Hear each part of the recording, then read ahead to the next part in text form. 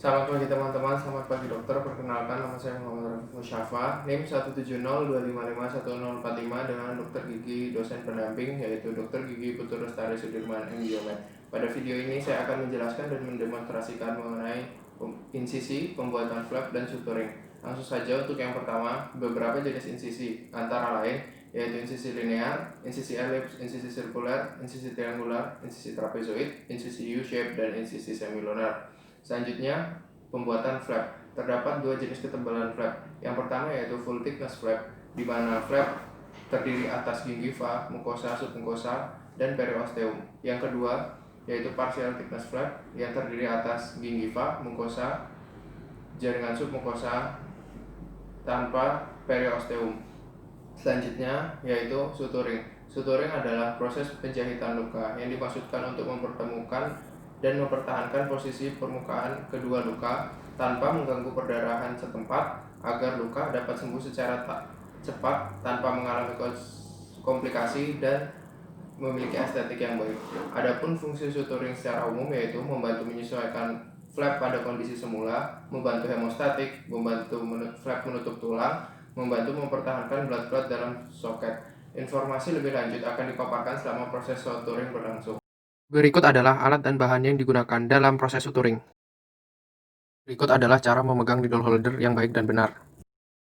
Berikut adalah cara memasang blade dan melepas blade yang benar.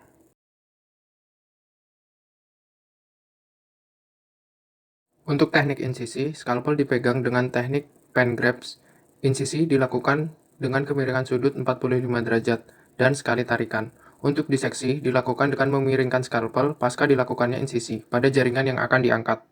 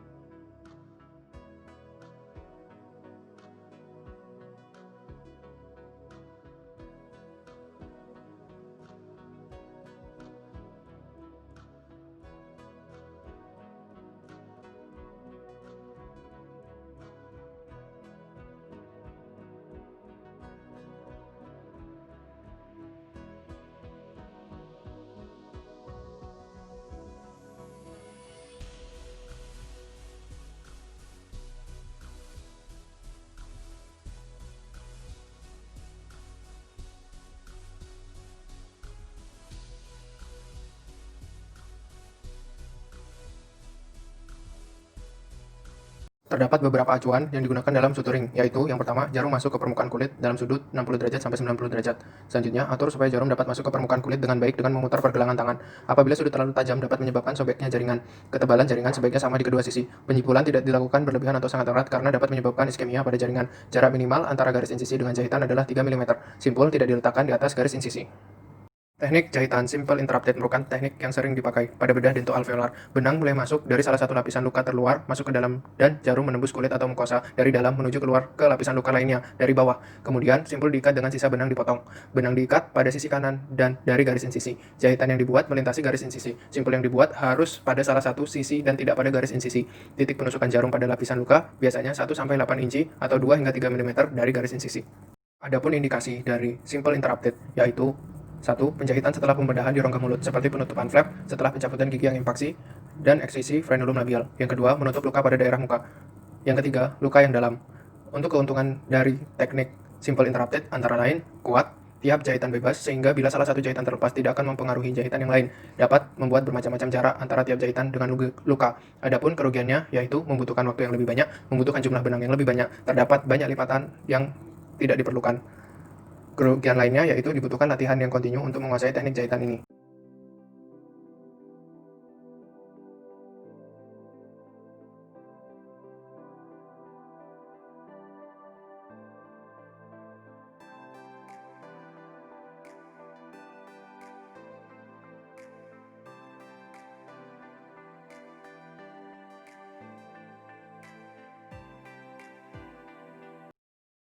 Teknik ini dimulai seperti halnya pada teknik simple interrupted, dan jahitan yang dibuat diteruskan menggunakan benang yang sama sampai pada simpul terakhir, kemudian diikat. Benang jahit diteruskan ke jaringan sudut kanan lapisan dan bagian terluar dari jahitan terbentuk diagonal dari garis insisi.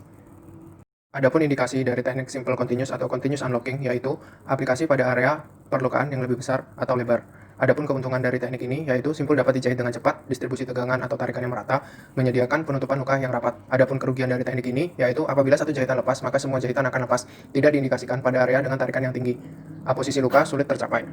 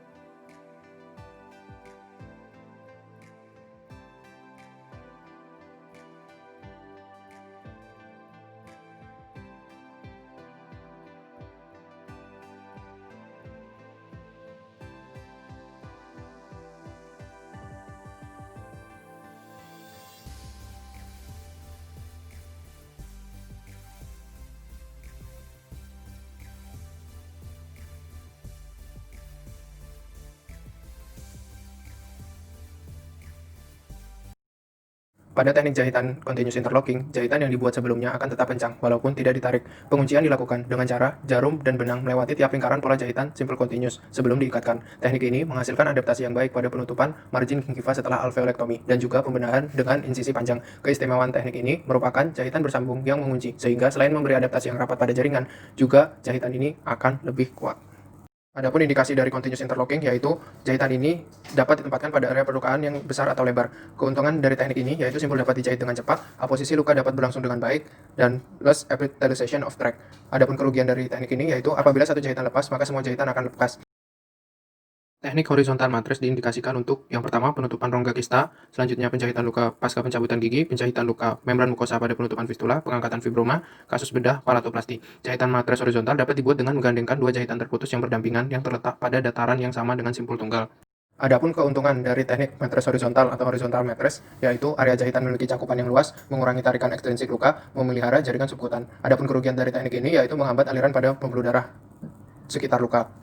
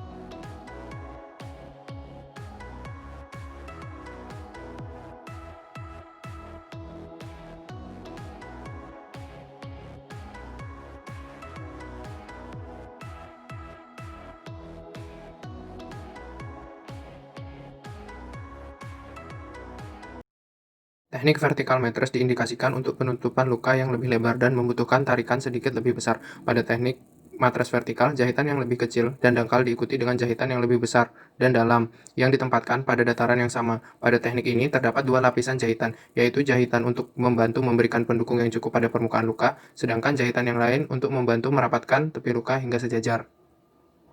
Pun keuntungan dari teknik penjahitan vertikal matres yaitu eversi luka yang baik, posisi luka yang baik, dan mengurangi tarikan yang diakibatkan dari kulit. Selanjutnya, kerugian dari teknik ini yaitu membutuhkan waktu yang cukup lama dan menimbulkan lebih banyak crossmark.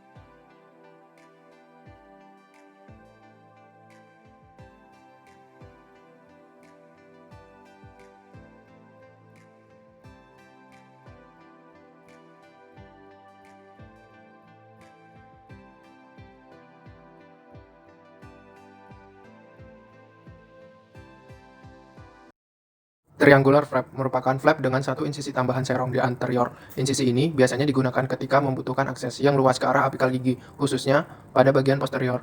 Pada flap jenis ini memiliki sudut, yaitu pada akhiran posterior, sisi inferior dari vertical incision, dan sisi superior dari vertical releasing incision. Flap ini banyak digunakan untuk mencabut molar ketiga rahang bawah. Insisi distal meluas ke distobukal molar cups kedua atau molar ketiga jika telah erupsi sebagian, hingga external oblique ridge.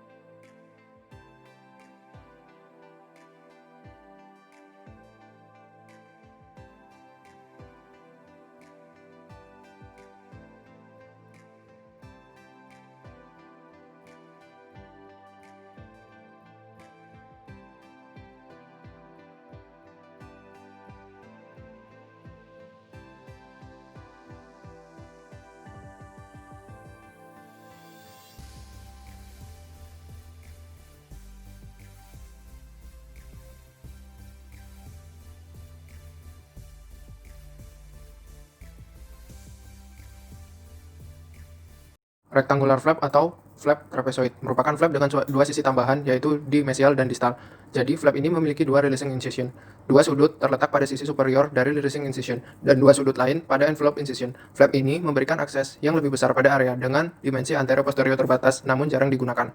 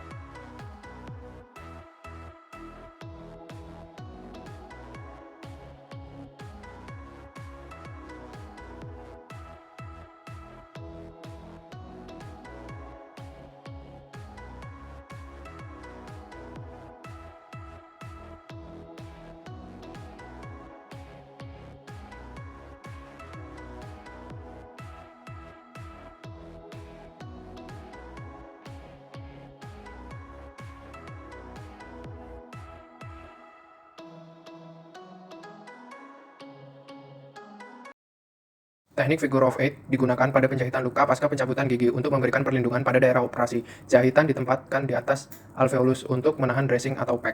Adapun indikasi dari figure of eight yaitu digunakan untuk menutup soket pasca ekstraksi dan berfungsi mencegah lepasnya blood cut dari soket. Adapun keuntungan dari teknik ini yaitu perlindungan daerah operasi dan adaptasi baik pada papila gingiva.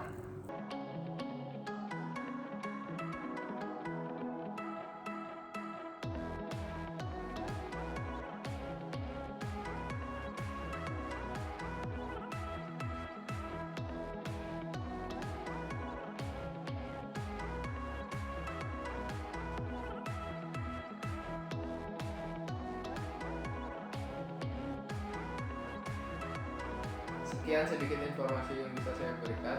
Atas kesalahan, kekurangan maupun kegagalan saya ucapkan mohon maaf dan terima kasih. Selamat pagi.